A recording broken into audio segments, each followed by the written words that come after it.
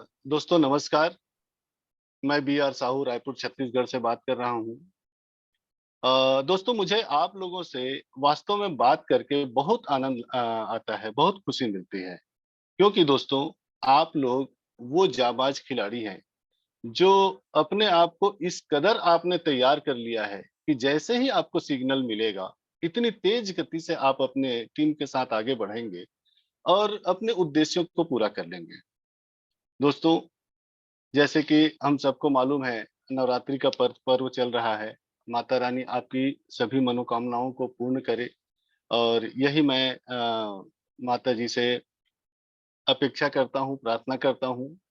दोस्तों, मैं जिसे ओढ़ता बिछाता हूँ, वो गज़ल आपको सुनाता हूँ। ये ज़िंदगी ट्रेन सी गुज़रती है, मैं पुल सा थरथराता हूँ। जब से उखड़ गया ये बाजू मेरा, मैं और ज़्यादा वज़न उठाता हूँ। दोस्तों जितनी ज़्यादा तकलीफ का समय आएगा, उतना ज़्यादा हम मजबूत होते जाएँगे। सोने को जितना तपाओगे, उतना ज़्यादा खरा होते जाता है, उतनी ज़्यादा उसकी कीमत बढ़ते जाती है। आप लोगों ने अपने आप को सोने की तरह तपाया है, अपने आप को खपाया है, अपने आप को जलाया है। दोस्तों, आपकी कीमत खरे सोने की तरह हो गई है। अब इसको दोस्तों कीमत हमें इसका मिलना बाकी है। आपने पूरी तैयारी कर ली है अपनी टीम के साथ। मैं बहुत खुश होता हूँ आप लोगों से मिल कर के। दोस्तों, आज की बात को शुरुआत करने से पहले मुझे एक कहानी बहुत अच्छे से याद आता है। आप लोगों को सबको मालूम होगा, इसको हम लोग रिपीट कर लेते हैं। अ, हो सकता है आप लोग मुझसे ज़्यादा अच्छे ढंग से एक्सप्लेन कर पाएँ। ये है दोस्तों एक सोने की खान की कहानी। आप सभी लोगों ने सुना होगा। ये अमेरिका के एक प्रसिद्ध लेखक हुए हैं नेपोलियन हिल।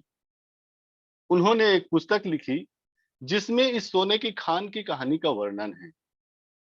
उसका जो पात्र था डेरेन हार्डी, दोस्तों उनको किसी भी माध्यम से पता चला कि एक स्थान विशेष पर सोने का खान भंडार पड़ा हुआ है। उसको खुदाई करके निकाला जा सकता है। उन्होंने उस स्थान का पता किया, वो स्थान उनको मिल गया। स्थानीय लोगों से पता चला कि वो गवर्नमेंट की ज़मीन है। तो गवर्नमेंट की ज़मीन को वे प्राइवेट रूप से वो खुदाई नहीं कर सकते थे, तो वो गवर्नमेंट के पास एप्लीकेशन दिया कि इस ज़मीन को मुझे लीज़ पर दे दिया जाए। कुछ कीमत अदा करके उसको दे दिया जाए ताकि मैं वहाँ पर खुदाई कर सकूँ। गवर्नमेंट से उन्होंने उसको लीज़ पर ले लिया। जितनी संपत्ति डेरेन हार्डी की थी, सारी संपत्तियों को बेच करके जितने गहने-जेवर थे, सबको बेच करके उन्होंने पूरी संपत्ति इकट्ठी की और आधी उन्होंने गवर्नमेंट को लीज के लिए दे दिया और आधा बचा, उसमें वो बहुत सारे मजदूरों को लेकर के खुदाई करने लगे।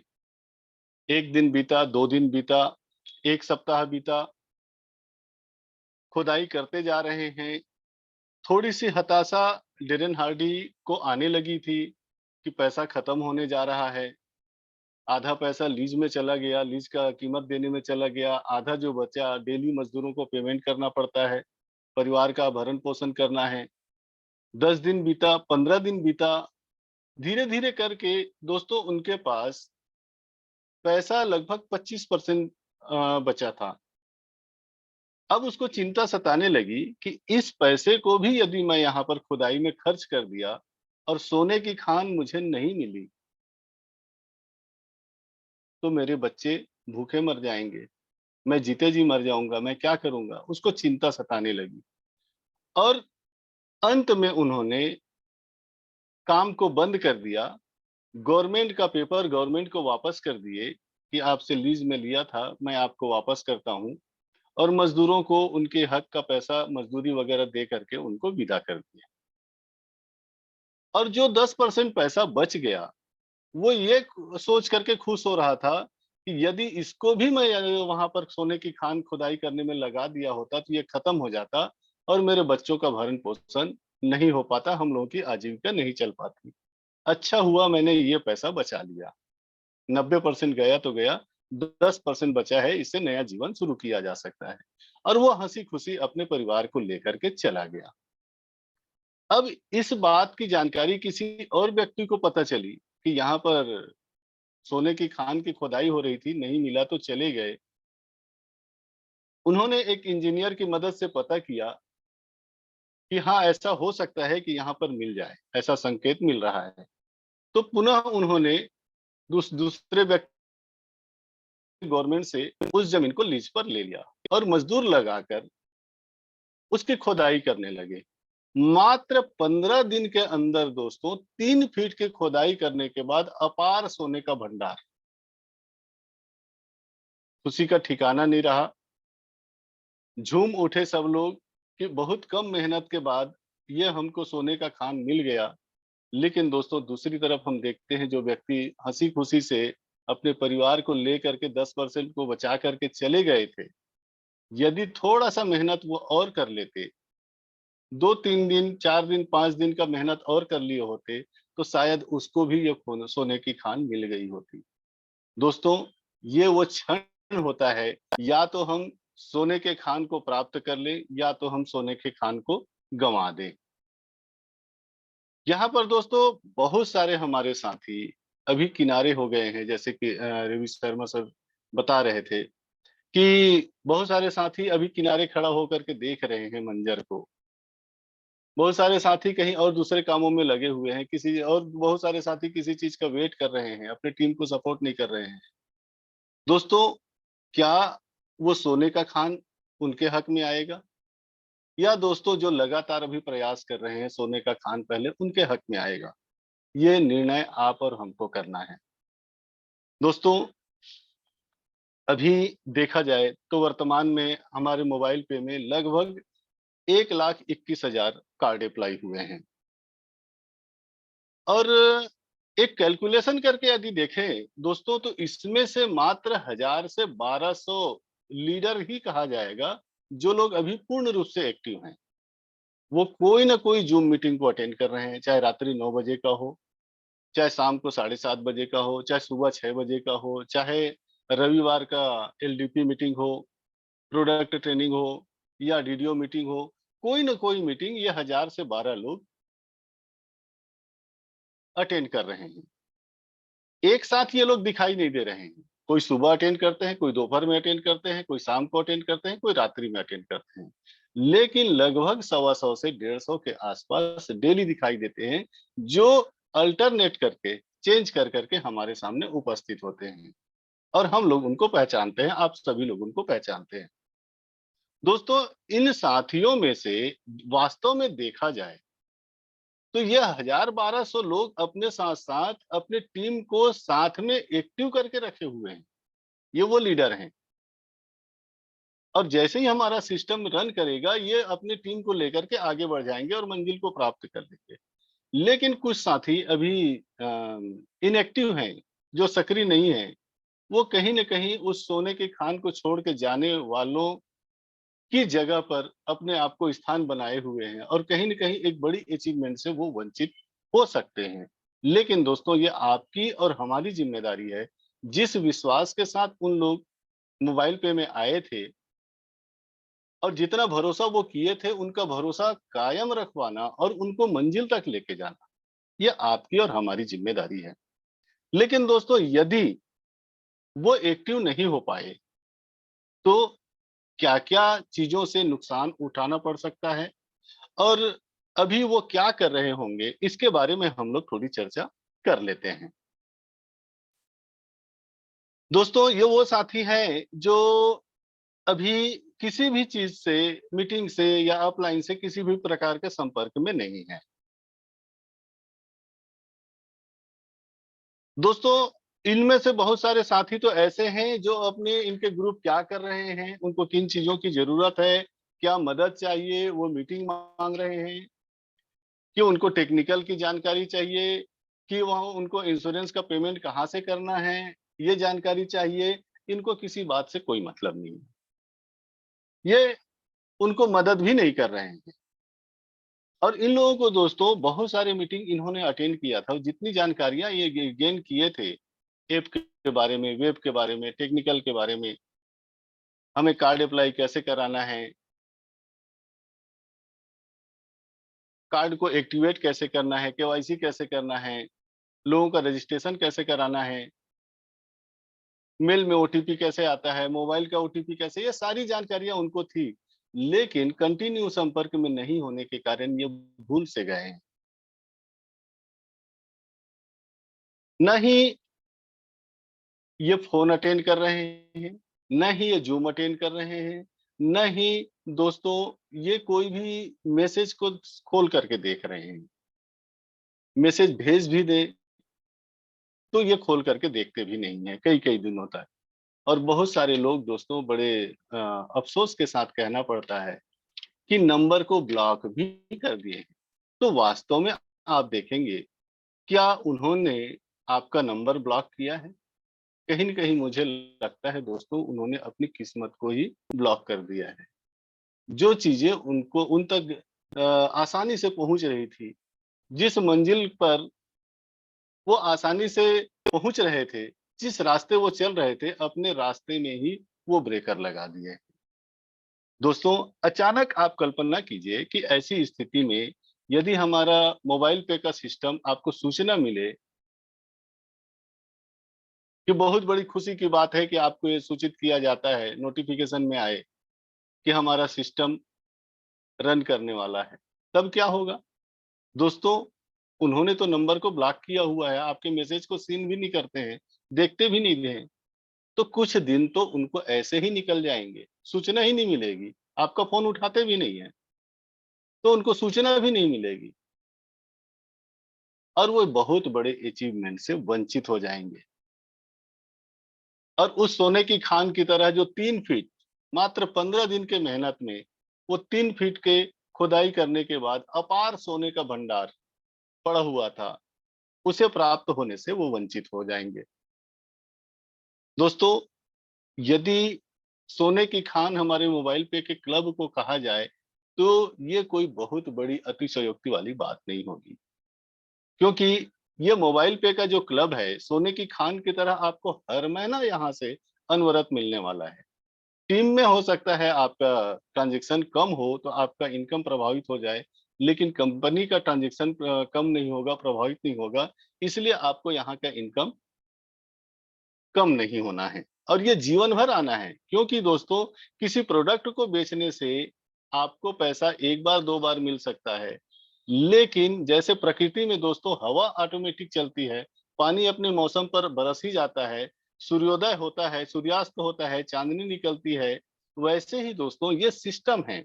यहाँ से ना आपको मोबाइल पे पैसा देगा, ना ही आपको अपलाइन पैसा देगा, ना कंपनी पैसा देगी। यहाँ से आपको दोस्तों सिस्टम से पैसा मिलेगा और जो सिस्टम से मिलता है, वो हवा, पानी और सूर्य की तरह, चाँद की तरह ये आपको ऑटोमेटिक मिलता है और समय पर चाहे डेली हो, चाहे मंथली हो, चाहे ईयरली हो, ये आपको अनवरत मिलता है, इस जन्म में भी और आपके जाने के बाद आपके नेक्स्ट जनरेशन को भी। इसीलिए तो कहा जाता है दोस्तों, आज भी और कल भी। ये आज भी मिलेगा और हमारे जाने के बाद हमारे नेक्स्ट जनरेशन को कल भी मिलेगा। तो दोस्तों क्लब अचीवमेंट से ये सारे सदस्य वंचित हो जाएँगे। टाइमर स्टार्ट हो जाएगा, टिक-टिक की घड़ी स्टार्ट हो जाएगी और टिक-टिक की घड़ी जब चलती है दोस्तों, तो ये अकेले के धड़कन को नहीं बढ़ाती है, पूरे परिवार भर के सदस्य के धड़कन को बढ़ा देती है। क्योंकि बीपी जब कम-ज़्यादा होता है, तो एक जने परेशान नहीं होते, उनके सानिध्य में जितने लोग रहते हैं, दोस्त, यार, रिश्तेदार, परिवार के सदस्य, सहपाठी, सहकर्मी, सब परेशान होते हैं। तो दोस्तों, अभी इन साथियों के टीम में कितने लोगों ने 2500 की क्राइटेरिया को फुलफिल किया होगा, ये भी अभी पता नहीं है। और आगे ये लाखों और करोड़ों रुपया आश्चर्य होता है मुझे कि इतना रुपये का नुकसान, साढ़े 14 करोड़ रुपया यदि किसी ने 2500 के क्राइटेरिया को फुलफिल नहीं किया है, तो उनको साढ़े 14 करोड़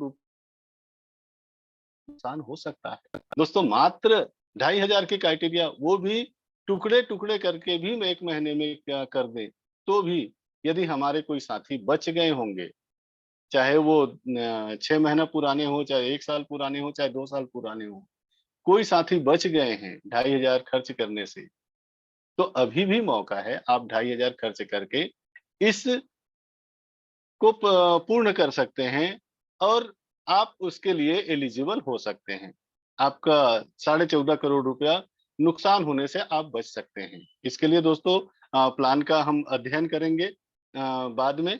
लेकिन अभी आप ये जानिए कि आपका 2,500 रुपया खर्च करने से आप 14.5 करोड़ के नुकसान होने से बच सकते हैं। और यदि ऐसा नहीं किया तो हमें 14.5 करोड़ का नुकसान हो सकता है। दूसरी तरफ एक चीज और देखे होंगे दोस्तों, हम आप लोग जितने लोग उपस्थित हैं, उनमें से बहुत सारे साथियों को 20 लोगों को कार्ड अप्लाई करने का अधिकार मिला हुआ है। लेकिन बहुत सारे साथी ऐसे भी हैं, जिनको 30 लोगों को कार्ड अप्लाई करने का अधिकार मिला हुआ है डायरेक्ट में पहले लेवल में। 30 लोगों को कार्ड अप्लाई करने का अधिकार उन लोगों को मिला हुआ है दोस्तों, जिन्होंने 15 लोगों को डायरेक्ट में कार्ड अप्लाई करवा लिया है। यदि आप भी ऐसा करने से सफल हो जाते हैं, तो आपका रास्ता भी 30 लोगों को कार्ड अप्लाई करने के लिए खुल जाएगा। तो दोस्तों हम सभी लोगों को 15 लोगों को कम से कम डायरेक्ट में कार्ड अप्लाई कर लें। ये भी देखें कि आपके पहले लेवल में कितने लोग बचे हैं, सेकंड लेवल में कितने लोग बचे हैं। सभी लोग अपने पहले और दूसरे लेवल में देखें दोस्तों, तो सबके सब हम लोग क्वालीफाई करा सकते हैं इस 15 कार्ड अप्लाई से, ताकि उनको 30 लोगों को कार्ड अप्लाई करने का रास्ता खुल जाएगा। आगे जो हम लोग विजुलाइज कर पा रहे हैं कि आपके मोबाइल में जितने भी नंबर सेव हैं, वो सब के सब मोबाइल पे के यूजर रहेंगे। आपके आस पड़ोस में जितने पड़ोसी हैं और आप घर से बाहर निकलते हैं तो जितने लोग अननोन पर्सन हैं, जितने अनजान लोग हैं, जितने आपके रिश्तेदार हैं, जितने आपके दोस्त हैं, जितने आपके सहपाठी हैं, साथ में पढ़े हैं, और जितने आपके सहकर्मी हैं, जिन लोगों के साथ आप काम कर रहे हैं, सबके सब दोस्तों मोबाइल पे के यूजर हैं। क्योंकि हमारा जिस सिस्टम जैसे ही रन करेगा, इन लोगों को एक ही डिमांड रहेगी कि मुझे मोबाइल पे चाहिए, मुझे मोबाइल पे चाहिए। और मोबाइल पे केवल उसी को मिलेगा दोस्तों जिसके पास रिफर कोड होगा, और रिफर कोड केवल आपके पास है। इसलिए ये 20 लोगों का या 30 लोगों का जो जगह है, ये बहुत कम पड़ेगा। आपको यदि 300 लोगों का जगह भी दे दिया जाए तो भी कम पड़ेगा, क्योंकि हमारे देश में लगभग 1 करोड़ 40 करोड़ पॉपुलेशन है, जिसमें से 90 करोड़ एंड्रॉइड मोबाइल है। और ये सभी मोबाइल में हमारा मोबाइल पे जाना है। तो दोस्तों तय हमको करना है कि ये सारे 70 से 90 करोड़ लोग किसके टीम में आएँगे? जो लोग ज़्यादा एक्टिव होंगे, उनके टीम में जाना है। दोस्तों कुछ लोग अभी इंतज़ार कर रहे हैं किसी चीज़ का, लेकिन ये तो हम सभी लोगों को मालूम है कि इंतज़ार करने वालों को उतना ही मिलता है, जितना कोशिश करने वाले छोड़ देते हैं। दोस्तों, एक चीज़ आप लोग यदि हो सकता है किसी को बुरा लगे तो मैं क्षमा चाहूँगा, किसी को ठेस पहुँचाना ये हमारा उद्देश्य नहीं है। हम किसी न किसी माध्यम से हम नींद से जाग जाएँ, हमारे साथी नींद से जाग जाएँ और वो अपने काम को करे, और जिस तल्लीनता के साथ और जिस लगन और निष्ठा और ईमानदारी के साथ एक साथ हम लोगों ने वो मोबाइल पे चालू किया था, तो हम लोग एक साथ मंजिल को प्राप्त करना चाहते हैं। बहुत खुशी होगी जब हम सब एक साथ अपने-अपने मंजिल को प्राप्त करेंगे। तो दोस्तों आप सभी लोगों ने अधिकांश लोगों ने सत्यनारायण का कथा ज़रूर सुना होगा।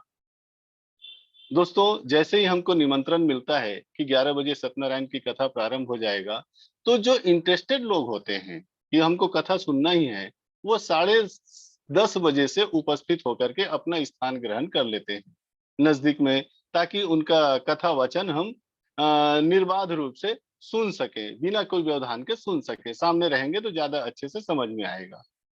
कुछ लोग उसके पीछे रहते हैं, कुछ बीच में रहते हैं, कुछ आखिरी में रहते हैं। लेकिन आप लोग अक्सर देखे होंगे दोस्तों कि बहुत सारे लोग ऐसे होते हैं जो आखिरी में खड़े रहते हैं और गप-सप कर रहे होते हैं। और उनमें से बहुत सारे लोग उस कंपाउंड से बाहर रहते हैं और घेरा बना करके, टीम बना करके गप-सप हाँक रहे होते हैं, चुटकुले सुना रहे होते हैं। और बीच-बीच में बच्चों को भेज करके ये पता लगाते हैं कि देखो और कितना समय बचा। और बीच-बीच में ये पता लगाते हैं देखो प्रसाद बँटने का समय आ गया क्या?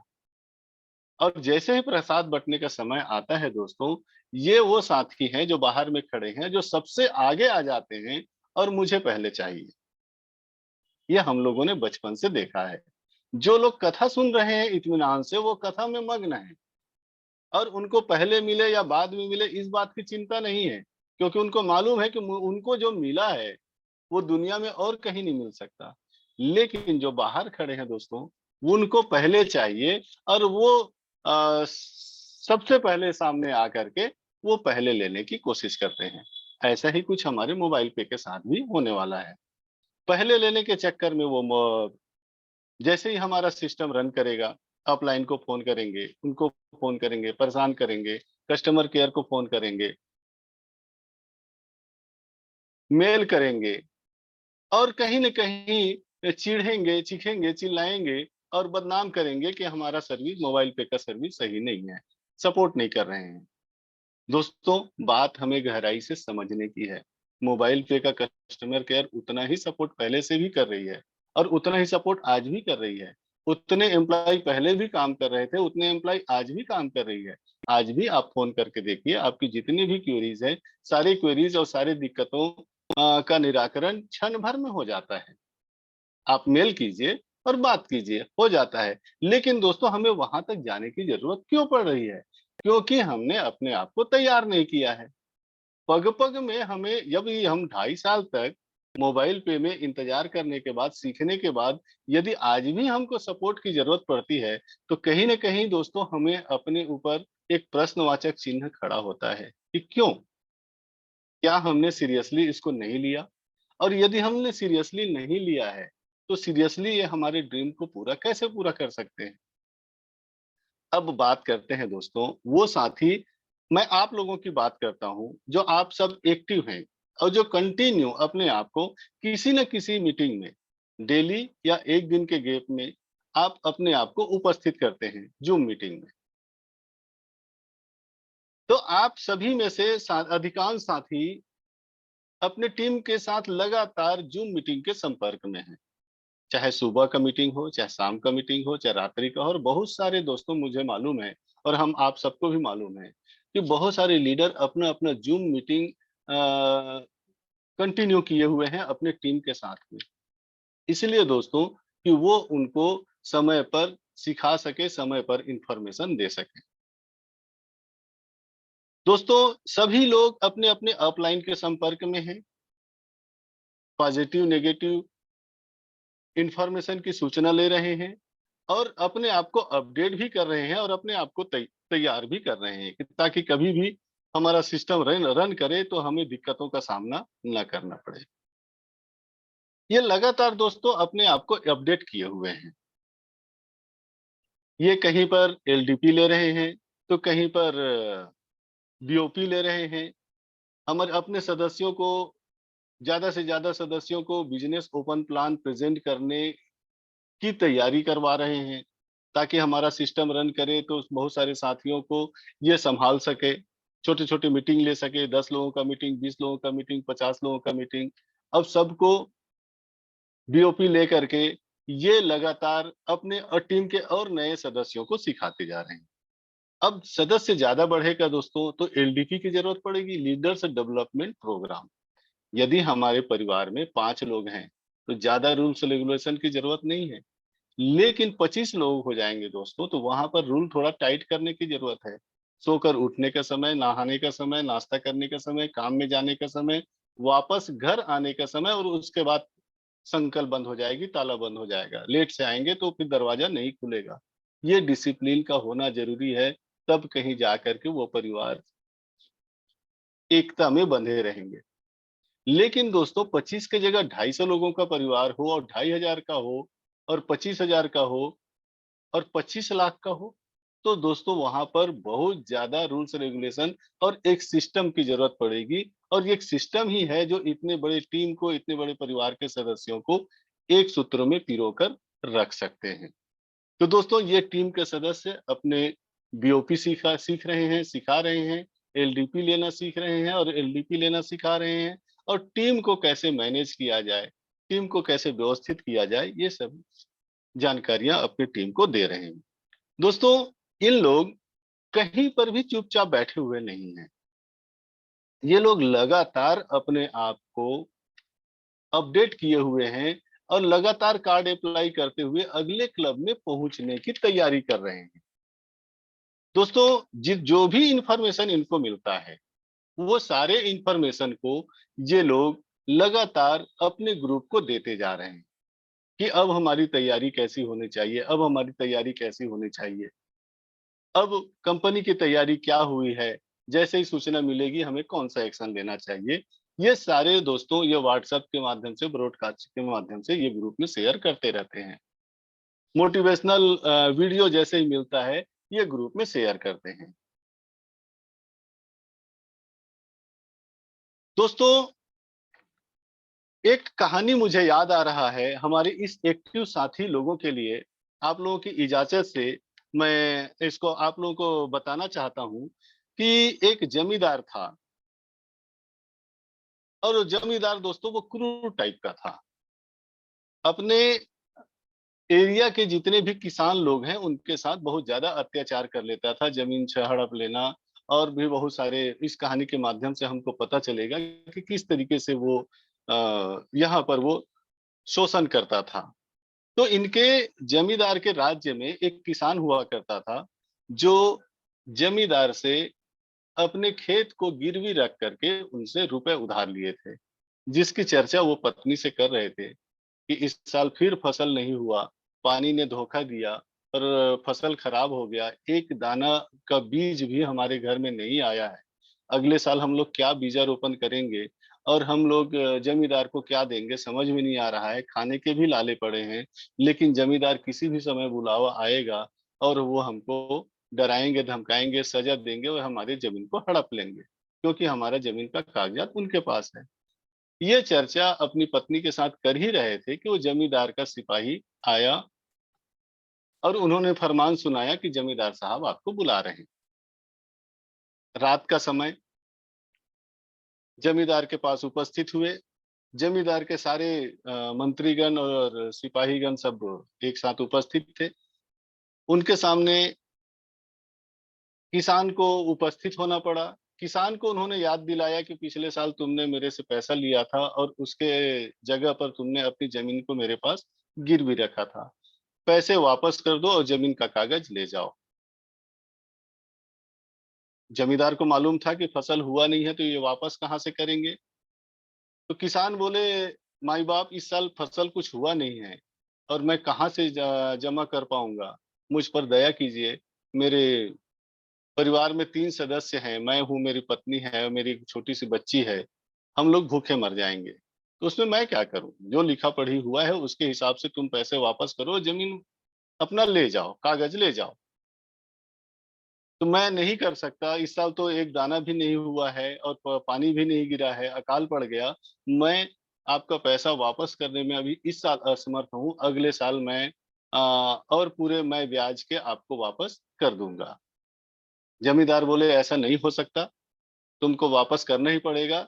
और या नहीं तो मैं तुमको एक सलाह देता हूँ, उस सलाह को मानोगे तो तुमको पैसा भी नहीं देना पड़ेगा और जमीन वापस कर दूंगा। तो बोले, क्या सलाह है मालिक? तुम्हारी जो बेटी है उसका विवाह मेरे साथ कर दो। किसान रोष से बोले कि मालिक, मेरी बेटी 14 साल की है और आपका उम्र कहाँ 60 साल का है, ये मेल कैसे हो सकता है? आपको उम्र का ख्याल रखना चाहिए, आपको ऐसी बात नहीं करनी चाहिए। तो देखो भाई, तुम्हारी मर्जी है, तुम चाहो तो कर सकते हो और इस मुसीबत से मुक्ति पा सकते हो, और या नहीं तो मेरे पास दूसरा तरीका है, चाहो तो तुम उसको भी आजमा सकते हो। किसान बोले, क्या तरीका है? तो मैं तुमको एक अवसर देता हूँ, भरी सभा में बीचों बीच हम लोग इकट्ठे होंगे, अपनी बेटी को बुलाना। वहां पर एक डिब्बे में 2 गोली होगी, एक काली गोली होगी और एक सफेद गोली होगी। काली गोली मेरी होगी और सफेद गोली तुम्हारी बेटी की होगी। उस डिब्बे में हाथ डाल करके वो निकालेगी।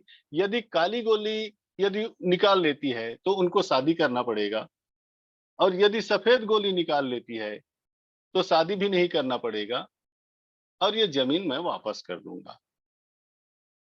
नहीं, ये नहीं हो सकता। किसान समझ गया कि ये जरूर इसमें कोई चालाकी है, ये नहीं हो सकता। तो बोले आपके परिवार के सदस्यों को जाइए पूछ लीजिए और कल मुझे उत्तर दीजिए, आज जल्दी नहीं है। किसान वापस गया, अपनी पत्नी से चर्चा कर ही रहा था कि किसान ऐसा ऐसा बोले हैं, काली गोली उनका है, सफेद गोली बेटी का है। यदि सफेद गोली उठाएगी तो जमीन बच जाएगा और बेटी से विवाह भी नहीं करना पड़ेगा। लेकिन गलती से काली गोली उठा लिए तो विवाह करना पड़ेगा। उसकी पत्नी बोली, आपको मालूम है वो इतना धूर्त है कि वो सफेद गोली रखेगा ही नहीं डब्बे में, अपने लिए केवल काली गोली रखेगा। और मेरी बेटी जो भी गोली उठाएगी वो जमींदार की गोली होगी। हर हालत में हमें हारना होगा, हम इस बात को नहीं मानेंगे, हम ये शर्त से मंजूर नहीं है, हम नामंजूर करते हैं। उनकी बेटी दरवाजे के पीछे से इन बातों को सुन रही थी और सामने आई, बोली पापा मैं तैयार हूँ, जमींदार को बोल दो वो सभा इकट्ठा करे, मैं गोली उठाऊंगी। उसके पापा उसकी मम्मी उसको बहुत समझाए, बेटी तुम नहीं जान रही हो, वो जमींदार बहुत धूर्त है, वो क्या करेगा, दोनों गोली अपनी काली गोली रखेगा और जिसको भी उठाओगी वो उसी की गोली निकलेगी और हर हालत में हमारी हार होगी और हमारी प्यारी सी नन्ही सी बेटी को उनसे विवाह करना पड़ जाएगा।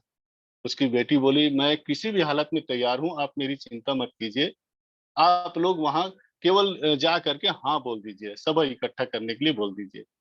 बेटी की जिद के आगे इनके इनको किसान और उनकी पत्नी को झुकना पड़ा और जा करके उन्होंने सहमति में हाँ बोल दिया और सभा इकट्ठी हुई। आप सभी लोगों को मालूम है दोस्तों, आप सभी लोग, आप में से 80% लोग वही सोच रहे होंगे जो मैं भी पहले सोच रहा था कि लड़की काली गोली उठाएगी और उसको हार का सामना करना पड़ेगा। सभा इकट्ठी हुई, हजारों लोग सभा के बीच में, लड़की उपस्थित थी, उसके माता पिता उपस्थित थे, मंत्रीगण उपस्थित थे और पूरे हजारों की मात्रा में लोग, खचाखच भीड़ इकट्ठी हुई थी। पहली बार ऐसा हुआ था कि इस प्रकार का आयोजन हुआ था। लोगों के अंदर जिज्ञासा भी थी कि क्या होगा। आवाज दिया गया, किसान की बेटी हाजिर हो। किसान की बेटी सधे हुए कदमों से इत्मीनान के साथ नजदीक जाते जा रही थी और पब्लिक, लोग जो वहां पर इकट्ठे थे, उनकी दिल की धड़कनें तेज होती जा रही थी और उन लोग लगभग लगभग परिणाम को मालूम था कि इनके साथ क्या होने वाला है, इसलिए और ज्यादा घबराहट और धड़कनें तेज थी। सधे हुए कदमों से किसान की बेटी उस स्टेज की तरफ, उस चबूतरे की तरफ जा रही थी जहां पर सारे लोग उपस्थित थे, उस डब्बे में रखी हुई गोली के पास, और नजदीक गई। एक नजर उन्होंने चारों तरफ दौड़ाया, पब्लिक के तरफ। सारे पब्लिक का हृदय धक से करके रह गया कि अब इनके साथ क्या होने वाला है। और उन्होंने एक झुकाई लिया, झुक करके डिब्बे के अंदर हाथ डाला और एक गोली को उठाया और बहुत जोर से ताकत भर उस गोली को उछाल दिया, फेंक दिया बहुत दूर झाड़ियों में। और किसान की बेटी ने जमींदार की तरफ उंगली उठा करके बोले, रे जमींदार, मैंने अपने हिस्से की गोली उठा करके फेंक दी है, अब तुम्हारे हिस्से की गोली बची है, अब तुम उसको निकाल लो। दोस्तों, जमींदार ने अपने हिस्से की गोली निकाली तो वो काली गोली थी। दोस्तों, ये जमींदार की बेटी जीत चुकी थी। अक्सर ऐसा होता है दोस्तों कि जब बाजी हम हार रहे होते हैं, हमें लगता है कि हम हार रहे होते हैं, यदि हम पेशेंस से काम लें, धैर्य से काम लें, तो उस बाजी को हम आसानी से जीत सकते हैं। हमारी उस हार में ही हमारा जीत छुपा रहता है। दोस्तों, ये जमींदार और कोई नहीं, ये वो लुभावने कंपनियां हैं जो तरह तरह के चोला बदल करके आते हैं और 4 दिनों में लोगों के पैसे को जमा करा करके और करोड़ों अरबों के रुपए को लेकर के रफू चक्कर हो जाते हैं। और वो जमींदार की बेटी और कोई नहीं दोस्तों, मोबाइल पे के लीडर हैं, जो धैर्य के साथ सधे हुए कदमों से गई और अपने हिस्से की गोली को निकाल करके फेंक दी और जमींदार को अपने मुंह की खानी पड़ी। दोस्तों, ये जो हमारे साथी हैं, हमारे जी टीम के सदस्य हैं, जो अपने आप को लगातार अपडेट किए हुए हैं, अचानक जिस दिन सूचना मिलेगी कि हमारा सिस्टम रन करने वाला है, ये अपने आप को एक्टिव तो पहले ही किए हुए हैं, ये बहुत तेज गति से आगे बढ़ेंगे और अपने मंजिल को प्राप्त कर लेंगे। मैं आप लोगों से बार-बार कभी भी आप लोग ध्यान दीजिएगा, कभी भी मिलता हूँ तो मुझे यही कहने की इच्छा होती है कि मुझे आप लोगों से मिल कर के बहुत खुशी होती है। वास्तव में खुशी होती है दोस्तों, ऐसा मैंने आज तक कभी अपने जीवन में नहीं देखा कि किसी चीज़ का केवल हम 2.5 साल से इंतज़ार कर रहे हैं। और आप वो साथी हैं जो केवल इंतज़ार ही नहीं कर रहे हैं, अपने आप को तैयार भी कर रहे हैं कि हम जीतेंगे कैसे? ये ऐसे फौलाद बन चुके हैं और ऐसे पक्का खरा सोना बन चुके हैं दोस्तों तपा-तपा करके, जिसकी कीमत अब बहुत ज़्यादा हो चुकी है। जैसे ही हमारा सिस्टम रन करेगा, बहुत तेज़ गति से हम आगे जाएँगे और अपने टीम के साथ मंजिल को प्राप्त करेंगे। लेकिन दोस्तों हमें तकलीफ तब हो जाएगी जब जिन लोगों के साथ हमने शुरू किया था, वो छूट जाएँगे। वो वंचित ना होने पाए। हम लोग इतनी सारी बातें करते हैं दोस्तों, आप लोग तो अपने आप को अपडेट किए हैं, हम उन लोगों के लिए बात करते हैं, जो अभी यहाँ पर उपस्थित नहीं हैं। तो उन लोगों को साथ में लेकर के चलना है और हम लोग साथ-साथ उस मंजिल को प्राप्त करेंगे, तो हमको ज़्यादा खुशी होगी। क्योंकि दोस्तों कहीं न कहीं वो हमारे दोस्त हैं, हमारे भाई हैं, हमारे रिश्तेदार हैं, हमारे पड़ोसी हैं और हमसे सबसे पहले उन्होंने हम भरोसा हम हमारे ऊपर किया था। उन्हीं लोगों ने भरोसा किया था। तो इस भरोसेमंद साथियों को छोड़ना नहीं है, साथ में लेकर के चलना है। जैसे कि बार-बार रवि जी एक चीज़ बोलते हैं कि आप उन लोगों को ज़ूम में लेकर के आइए। दोस्तों घर बैठे 10 minute, 20 minute, 30 minute zoom attend किया जा सकता है। पहले तो हम लोगों को बहुत लंबे टिकट लेना पड़ता था, लंबी दूरी तय करनी पड़ती थी, पूरा दिन भर का समय लगता था, तब वो मीटिंग अटेंड हो पाता था। आजकल तो दोस्तों हम लोगों को ये सुविधाएँ प्राप्त है कि हम घर बैठे खाना खाते हुए, लेटे हुए, सोते हुए, घर के सभी सदस्यों के साथ में भी हम इस मीटिंग को अटेंड कर सकते हैं। तो आप लोग आगे बढ़ें, मंजिल बहुत नज़दीक है और दोस्तों मात्र 3 फीट, हो सकता है 5 दिन, हो सकता है 10 दिन, हो सकता है 15 दिन, लेकिन मुझे जहाँ तक लगता है, ये हमारे सोने की खान जो है, 15 दिन से ज़्यादा का समय नहीं लेगी, मात्र 3 फीट की दूरी पर रखा हुआ है दोस्तों। तो मैं आप लोगों को एक बार फिर धन्यवाद देता हूँ और आप लोगों से एक चीज़ के लिए क्षमा भी माँगना चाहूँगा क्योंकि आज इस लोगों से बात आप लोगों से बात करते-करते आज का हमारा प्लान छूट रहा है। मैं उसको अगले हफ्ता कवर करूँगा और वापस मैं रवि जी को वापस पुनः इनवाइट करूँगा। थैंक यू दोस्तों।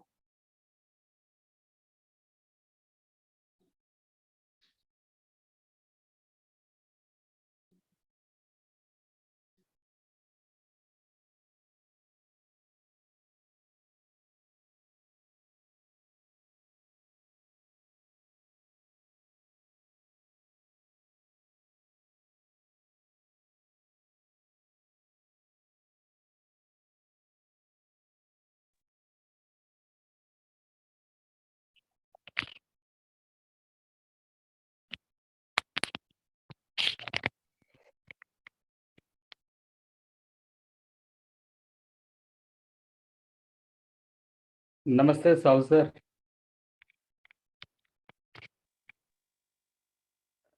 जी, रवि रंग सर। हाँ, अ मैं रवि सर की शायद आवाज नहीं आ रही है। जी, जी, आप थोड़ा-सा कंटिन्यू करके उनको मैं इनवाइट करके उनका उनकी जगह को, मैं भी रवि हूँ तो मैं जी, उनकी जी, जी, जगह को। मैं जानता हूँ, आपको हाँ हाँ। जानता हूँ, आपसे परिचित हूँ मैं। जी, लेकिन तो मैं आज बहुत खुश हुआ हूँ सर। आपकी जो भी प्रेजेंटेशन हम लोग करते हैं हर दिन, बिजनेस अपॉर्चुनिटी प्लान, जितने भी यहाँ साथी हैं, जो नए हैं पुराने हैं, सबको मैं बहुत बहुत नमस्कार करता हूँ, आशीर्वाद भी करता हूँ, क्योंकि मैं 66 साल का व्यक्ति हूँ। तो मैं क्या बोलूँ मुझे भी नहीं पता। खैर, जितने भी साथी यहाँ पर हैं, आखिर में हम लोग सभी एक ही परिवार से बिलोंग करते हैं, तो हम परिवार के साथ ही समझते हैं। सर, आज आपने साहू सर जो मीटिंग आपने जिस तरह से ली है, मैं सच कह रहा हूँ कि देखिए, हम लोग प्रेजेंटेशन करते हैं, हमारे सिस्टम के बारे में बताते हैं हर दिन, हमारा मार्केटिंग प्लान क्या है, हमारा बिजनेस अपॉर्चुनिटी प्रेजेंटेशन कैसी होती है, क्या है, कैसे कमाएंगे, क्या करना है, इत्यादि इत्यादि। लेकिन आपने आज जिन बातों को किए हैं यहाँ पर, मुझे लग रहा है कि जितने भी साथी यहाँ पर आज उपस्थित हैं उन लोगों को एक नई बात समझ में आई होगी, जहां तक मैं समझ रहा हूँ, कि किस तरह से आप जितने भी सारे कहानियां बताएं, सही में मैं कहता हूँ आपको बहुत धन्यवाद करता हूँ। और लोगों को यही कहना चाहूँगा कि आप लोग साहू सर की इस बातों को समझने की कोशिश कीजिए, और धैर्य रखना बहुत जरूरी है। ये बात बिल्कुल सही है, क्योंकि धैर्य ही हम लोगों को अपना जो भी हमारा लक्ष्य है वहाँ पर पहुँचाता है। ये चाहे किसी भी विषय में हो, पढ़ाई के विषय में हो, नौकरी के विषय में हो, सांसारिक जीवन में हो, किसी भी विषय में धैर्य रखना बहुत जरूरी है। आज हमारा भी परीक्षा चल रहा है, तो हमें भी धैर्य रखना है। हम लोग हर कोई व्यक्ति मंजिल तक पहुंचेंगे। आज जितने भी 100 से ऊपर लोग आज प्रेजेंट थे यहाँ पर, यही सब लोग जो है आगे चल के बहुत बड़े लोग होंगे, इसमें कोई संदेह नहीं है। तो सर मैं इससे ज़्यादा कुछ कह नहीं सकता हूँ। आज की मीटिंग सुनने के बाद में मुझे इतना अच्छा लगा कि मैं आपको धन्यवाद कैसे कहूँ। आपका नंबर भी मेरे पास नहीं है, मैं रवि जी को मैसेज करता हूँ आपको, मुझे मेरे धन्यवाद आपको पहुँचाने के लिए।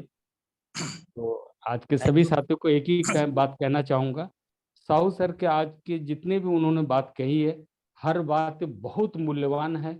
आप लोग थोड़ा सोचने और समझने की कोशिश कीजिएगा, मेरा यही आप लोगों से रिक्वेस्ट है। यही बात करके मैं आज का मेरा वाणी जो भी है विराम करता हूँ। रवि शर्मा सर शायद बिजी होंगे या उनका नेटवर्क प्रॉब्लम होगा, वो अटेंड नहीं कर पाए बोल के मैं आ गया हूँ। तो आप सर लोगों सभी को धन्यवाद। रवि सर धन्यवाद आपका। और अच्छा है कि रवि सर हमारी बातों को नहीं सुन पा रहे हैं, और आज मुझे भी थोड़ा बोलने का मौका मिला। बोलिए बोलिए। जी धन्यवाद रवि सर, आपने बहुत अच्छी बातें साहू सर के लिए बोला। और साहू सर रियली रियली माने दिल की सर गहराइयों से आपका साहू धन्यवाद। सर के लिए मैं क्या बोलूं, ही इज ए टीचर। बिल्कुल वो गुरु। एक शिक्षक हैं, गुरु हैं। तो उनके, मैं उम्र में उनसे बड़ा हूं या छोटा हूं ये फर्क नहीं पड़ता है। वो जो बातें बोल रहे हैं उसे हमें सीखना समझना है, क्योंकि गुरु को ही सनातन धर्म में बहुत उच्च श्रेणी में माना गया है।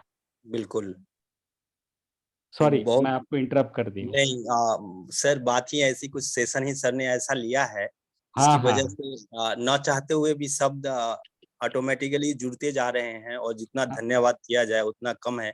कम है क्योंकि कम है। जी, क्योंकि बहुत सारे ऐसे घटित घटना होता है जब हम स्टोरी सुनते हैं, और हम्म। स्टोरी बनती भी सर इसलिए है कि किसी न किसी माध्यम से वो हमारे दिल को छुए, और हम उस स्टोरी से एक मोरल लें, और उस मोरल से अपने सिस्टम को और अपनी जिंदगी को आगे बढ़ाएं। Thank you sir. और लास्ट में बस इतना ही सभी लोगों से बोलना चाहूंगा कि जो भी अभी बी आर साहू सर ने हम लोग के बीच में बातों को रखा, ये एक दो दिनों का और या मोबाइल पे का एक्सपीरियंस नहीं है, ये एक्सपीरियंस पूरे जिंदगी का है।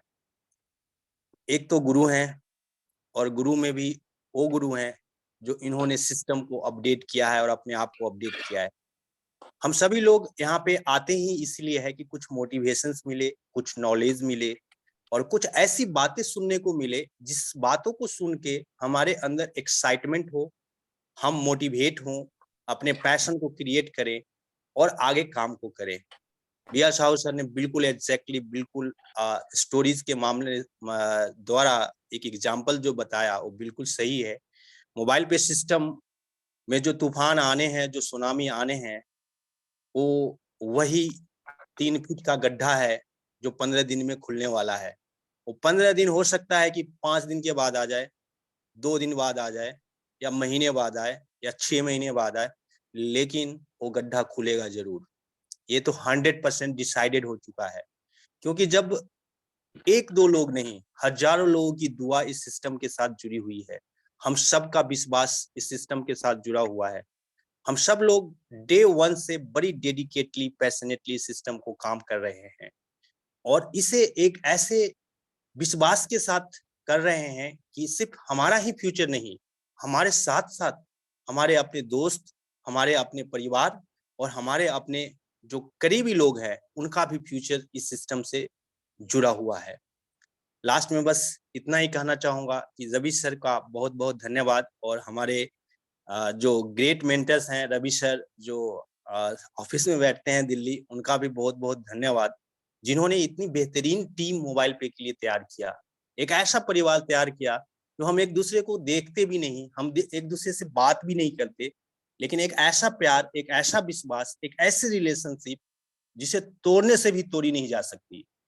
और ये नेटवर्क मार्केटिंग इंडस्ट्रीज में इतिहास लिखने जा रहा है, जहाँ पे हर एक लोग एक दूसरे को 100% सपोर्ट कर रहे हैं, without any grid, without any selfishness. Mobile पे एक ऑलरेडी हिस्ट्री लिख चुकी है और आने वाले फ्यूचर्स में एक बहुत बड़ा हिस्ट्री लिखने जा रही है। तो believe in yourself, believe in system and believe in the market of digitalization. बस इतना ही बोलना चाहूंगा। Thank you Ravi sir and thank you Sahu sir and thank you हमारे great appliance and mentors Ravi Sharma sir. Thank you sir and thank you audience जिन्होंने हमारी बात को और हमारे एक्सपर्ट जितने भी आते हैं उनकी बातों को ध्यान से सुनते हैं। हर दिन हमारा नए नए तरीके से नए नए एक्सपर्ट आते हैं और अपने एक्सपीरियंस को आपके साथ शेयर करते हैं। आपके साथ भी बहुत सारे लोग होंगे, आपके घर में भी बहुत सारे मोबाइल होगा। हो सकता है कि इसे आपके बोलने से कोई लोग नहीं आ रहा हो, लेकिन क्यों ना एक ऐसी प्रैक्टिस की जाए कि आपके घर में अगर 2 मोबाइल है या 3 मोबाइल है तो उस दोनों तीनों मोबाइल से इस जूम को साइन इन करें।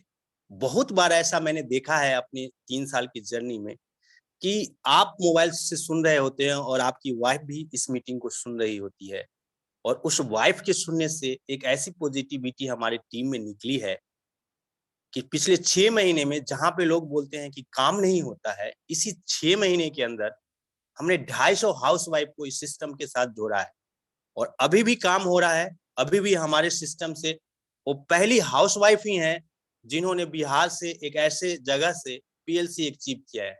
मैं कैसे ना इस सिस्टम को पावर को बताऊं, कैसे ना मैं इस सिस्टम के बारे में चर्चा करूं। जिनके सपने मर चुके थे उनके सपने जगाता है, अपनों के साथ अपनों को जोड़ता है, ये जोड़ता है तोड़ता नहीं। ये पहली सिस्टम इंडिया में आई है जिसे सैल्यूट करने का मन करता है और जिसके साथ काम करने का मन करता है। दोस्तों 3 सालों में एक जो बहुत बड़ी बदलाव आई है वो बदलाव है हम सबकी सोच की, और सोच ही संपत्ति होती है, कभी संपत्ति सोच नहीं हो सकती। इसलिए अपने सोचने का दायरा इतना बढ़ाएं, इतना बढ़ाएं, इतना बढ़ाएं कि सोचो भी ना, इतनी बड़ी सोच को रखो कि इसे अगर छोटी भी मिले ना तो इतना मिले कि समुंदर से कट के जो नदी होती है वो तो मिल ही जाए आपके पास। और हम और आप कुछ भी सोच सकते हैं, और जो हम सोच सकते हैं वो हम पा सकते हैं। Thank you very much, thank you everyone and thank you. जय हिंद, जय भारत एंड जय मोबाइल पे परिवार। Thank you sir.